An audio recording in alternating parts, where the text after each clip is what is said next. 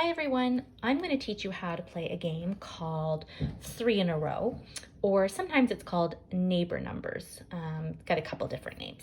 But the object of the game, what we're trying to do is we're trying to put 3 cards, we've got some playing cards here, we're trying to put 3 cards in a row in order.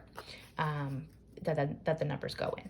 So I have a mat here, and I actually made myself a little number line as a tool to help me remember the order of the numbers from 1 to 10, what order they go in. So 1, 2, 3, 4, 5, 6, 7, 8, 9, 10.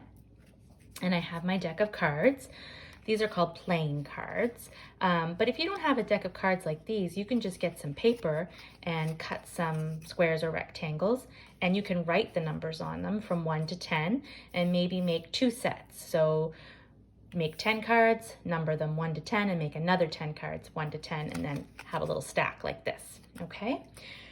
So what we're going to do is we're going to flip over our first card, and it's 3. Now my job is to go through the rest of the cards, and I am looking for the cards that show the numbers that come just before and just after the number 3. So the neighbor numbers that go with 3, just before and just after, so that I can get 3 in a row.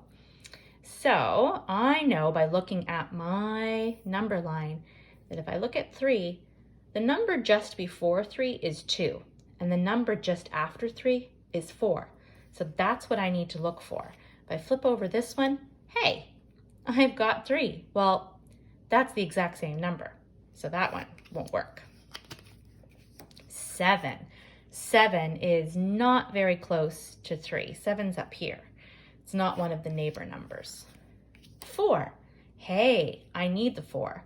4 comes just after 3. Okay, let me see if I can find a 2. Nope.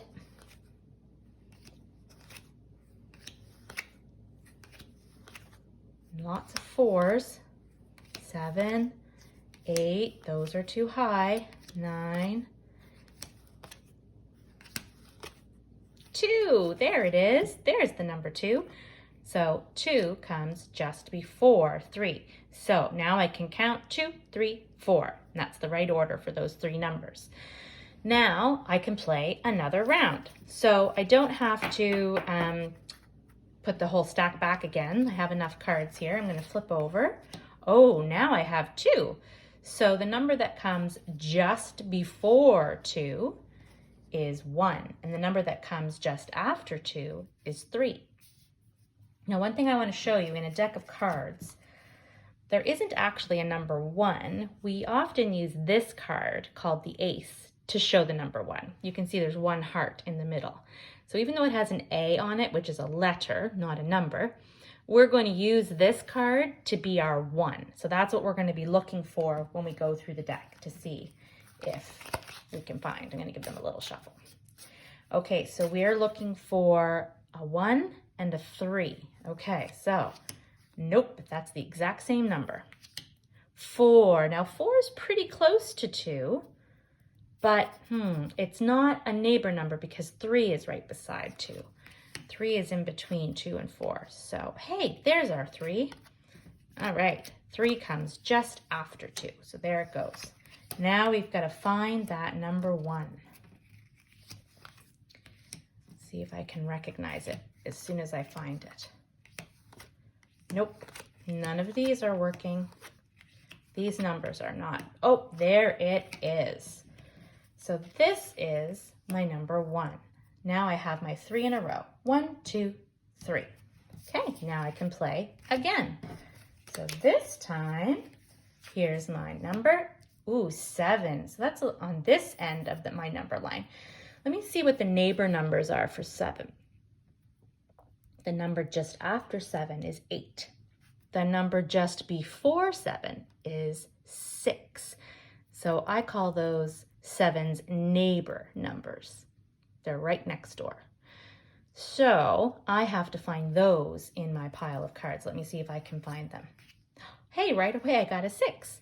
6. Do I need to put it here Or do I need to put it here? What would look right and sound like? If I'm counting forward, do I say 7, 6? No, that does not sound right for counting forward. That's counting backward. So I need to put the 6 here because I want to go 6, 7, and then 8 here. Okay, let me see if I can find the 8. No, no, nope, nope, that's a 9, close to 8, but not quite. No, and no. Okay, so I do need to go into my other little pile here that I already used. Let's see what we find. There it is.